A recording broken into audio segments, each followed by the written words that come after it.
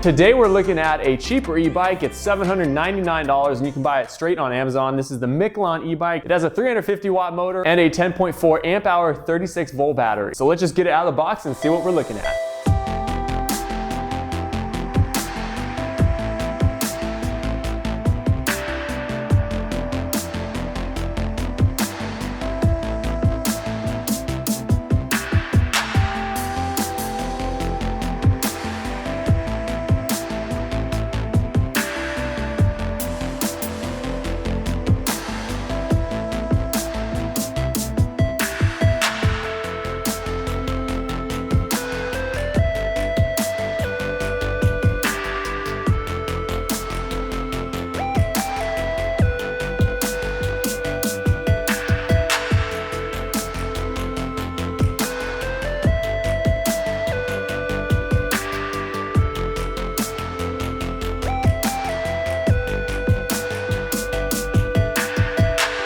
Alright, here it is, the Miclon e-bike. This is a mountain bike, and it's a little smaller than I expected it. Their website does say it's made for like 4 foot something people to like 5'10" or 5'11" people. I am 6'3", and I definitely wouldn't daily commute on this thing just because it's a little bit too small for me. Another quick overview of specs for you guys. It is powered by a 350 watt Bafang motor in the back here, and that is powered by a 36 volt 10.4 amp hour battery pack here. And this bike does come with a fast charger here, so it only takes a couple hours to charge all the way up from dead to full. And so there we have it. Just plug it in, and from dead to full, a couple hours. There were a couple things on here I have never done on an e-bike or seen on an e-bike. First of all, you actually have to install the brake rotor on the front, which I've never had to do for an e-bike, but that is fine. It was not that hard to do. Second thing I have never had on an e-bike yet is an adjustable kickstand. Straight out of the box, is leaning over way too far, and I was like, dang it, it's just another one of those e-bikes that just leans over too far and they didn't think through the kickstand situation. But then I noticed there was a bolt on the back, and you loosen that up right there. You can adjust it however short, however long you want it.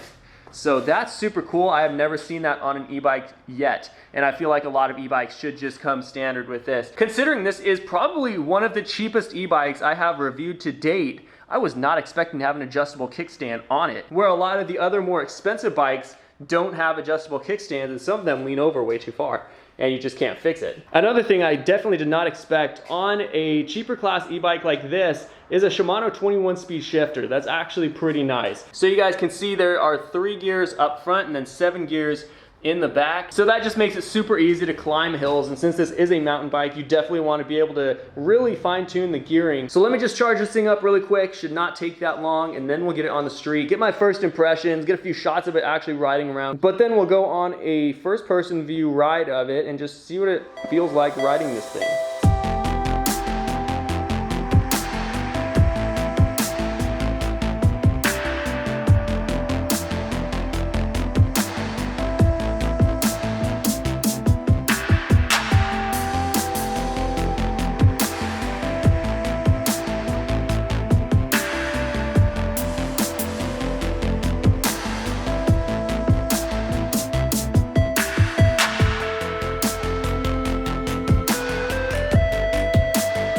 All right, let's get the Miclon e-bike on its first ride.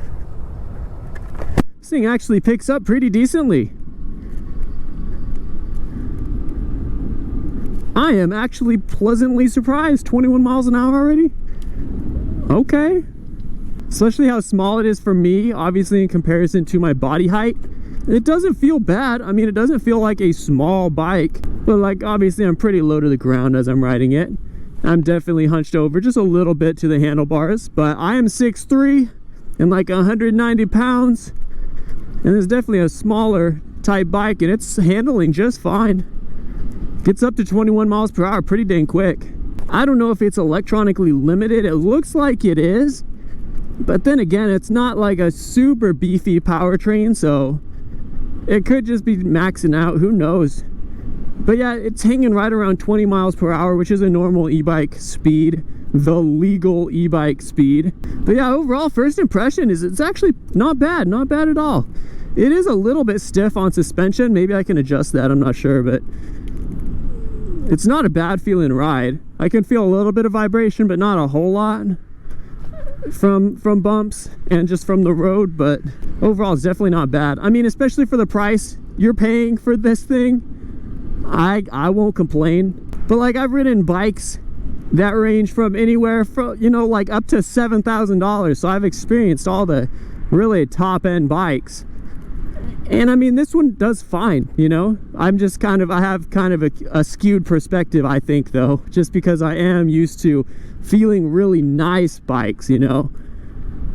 But for the price, this doesn't seem like it's too bad at all. Yep, hanging right around 20 miles per hour, just under.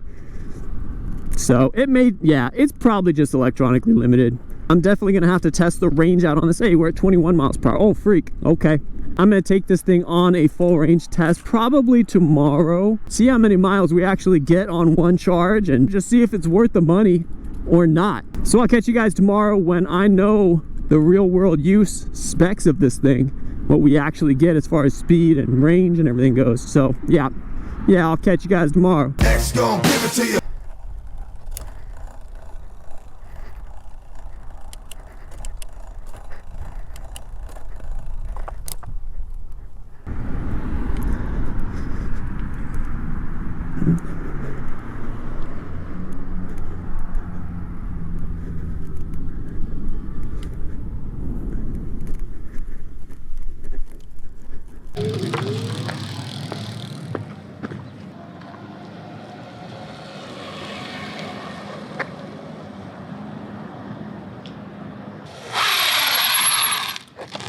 All right, so that's the Miclon e-bike. I just got back from riding it about 10 miles. I didn't kill it all the way, but it is sitting at about half battery right now.